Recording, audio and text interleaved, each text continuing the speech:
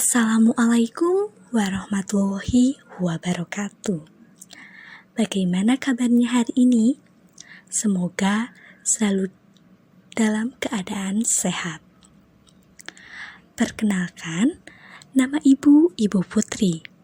Di pertemuan kali ini, kita akan membahas mengenai ejaan. Ada yang tahu apa itu ejaan?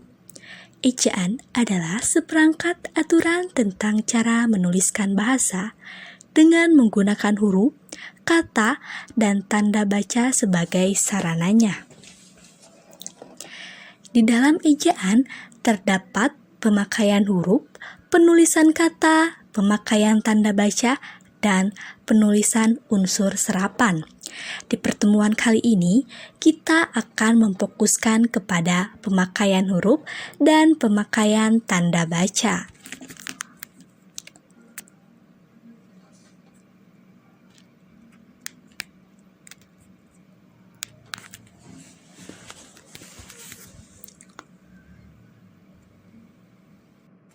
Yang akan dibahas pertama yaitu mengenai pemakaian huruf. 1. Ada pemakaian huruf kapital. Huruf kapital digunakan sebagai huruf pertama kata pada awal kalimat. Huruf kapital digunakan sebagai huruf pertama petikan langsung.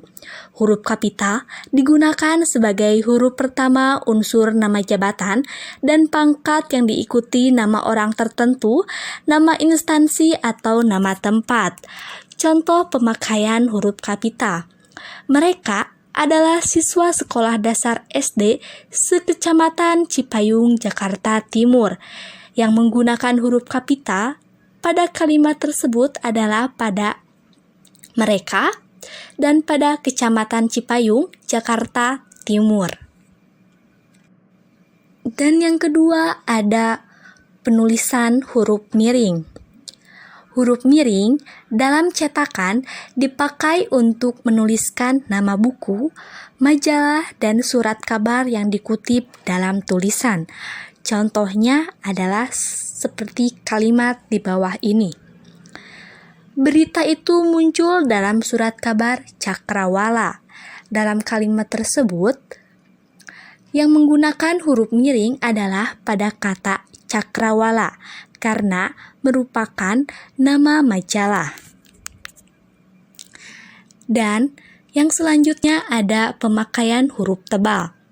Digunakan untuk menuliskan judul buku, bagian bab, daftar isi, daftar tabel, dan daftar lambang, dan daftar pustaka indeks, dan lampiran.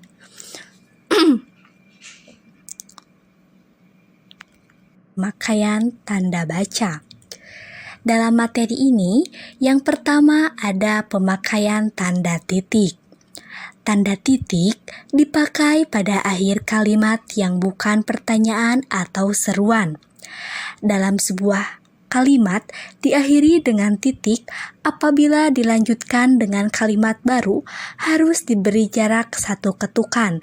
Cara ini dilakukan dalam penulisan karya ilmiah. Dan tanda titik dipakai pada akhir singkatan gelar jabatan, dan pangkat. Dan selanjutnya ada tanda titik koma. Tanda titik koma atau dapat dipakai untuk memisahkan bagian-bagian kalimat yang sejenisnya atau setara.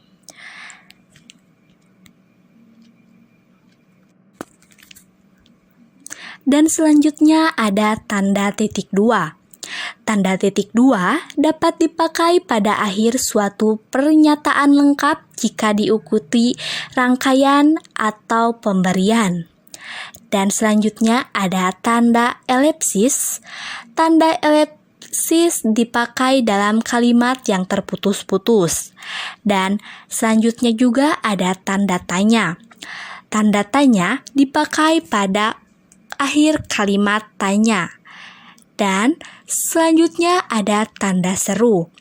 Tanda seru dipakai sesudah ungkapan atau pernyataan yang berupa seruan atau perintah yang menggambarkan kesungguhan, ketidakpercayaan, ataupun perasaan emosi yang kuat. Dan yang terakhir ada pemakaian tanda kurung. tanda kurung mengapit tambahan keterangan atau. Dan yang selanjutnya ada tanda titik koma.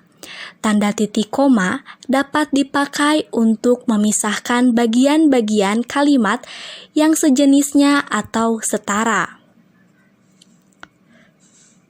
Dan yang ketiga ada tanda titik dua. Tanda titik dua dapat dipakai pada akhir suatu pernyataan lengkap jika diikuti rangkaian atau pemerian. Dan yang ketiga ada tanda tanya. Tanda tanya dipakai pada akhir kalimat.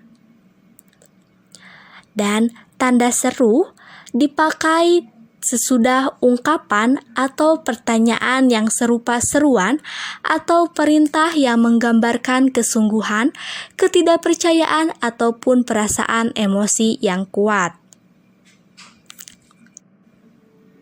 Mungkin hanya itu yang dapat Ibu sampaikan dalam materi kali ini, dan mohon maaf Ibu tidak bisa menyampaikan materi ejaan secara lengkap karena keterbatasan waktu.